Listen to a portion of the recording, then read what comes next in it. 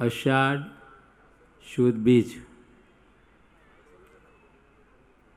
જે દિવસે ત્યાંથી નીકળ્યા ત્યારે અમે મોટા સ્વામીના દર્શને ગયા હતા. શ્રીદાસ સ્વામીના દર્શન કરીને સ્વામીને તે દિવસે કીધું કે સ્વામી અમે બગસરા મંદિરમાં ભજન કરવા માટે જઈએ છીએ. ત્યારે સ્વામીએ થોડી એમની પોતાની પણ વાત કરી કે હું નાનો હતો ત્યારે ગુરુની સાથે ત્યાં ગયેલો અને બગસરા મંદિરને રંગકામ મેં સ્વામી કે કર્યું હતું. એ વખતે સ્વામી એવું બોલ્યા હતા, સ્વામી કે આમ ગઢડાથી માંડી અને જૂનાગઢ સુધીના વચ્ચેના ગાળામાં કોઈ એવું મોટું સારું મંદિર નથી, માટે ત્યાં ભજન કરજો અને મંદિર કરજો. આવો સંકલ્પ શ્રીદાસ સ્વામીએ તે દિવસે કર્યો હતો. અષાઢ સુધી બીજનો દિવસ હતો.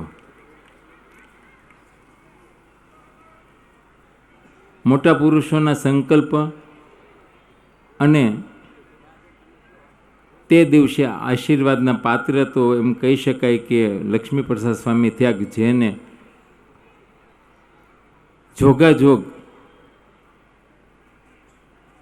આવો યોગ થઈ ગયો અને એ મોટા પુરુષના આશીર્વાદથી, સ્વામીના પ્રયાસથી, એના સારા એ મંડળના પ્રયાસથી આવું સરસ એ મંદિર થયું છે. આ એક મોક્ષનું સદાવત ચાલુ થયું છે. માટે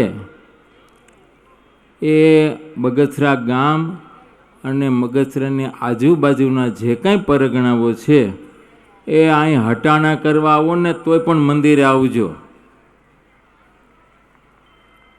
ભગવાનનો આપણા ઉપર રાજીપો રહેશે, સંતોનો રાજીપો રહેશે. આવા સાધુ ક્યાં મળે? એ ગુણાતીતાન સ્વામી કહેતા, દેશ દેશાંતર બહુત ફીરે મનુષ્ય કા બહુત સુકાળ, ઝાકુ દેખે છાતી ઠરે વાંકા પડ્યા દુકાળ. આજે લક્ષ્મીપ્રસાદ સ્વામી એના સંતમળના દર્શન કરીએ તોય અંતર ટાઢું થઈ જાય. આવા સાધુ ક્યાં મળે? માટે બગસરાના તો બહુ મોટા ભાગ જાગ્યા કે આવા સાધુ અહીંયા છે. માટે એવા સાધુ સાથે એ તમારો છેડો બાંધી રાખજો, આત્મીયતાનો નાતો બાંધી રાખજો. આવા સાધુનો છેડો પકડી રાખ્યા હોય છે ને તો એની હારો અક્ષરધામમાં વયા જઈશું.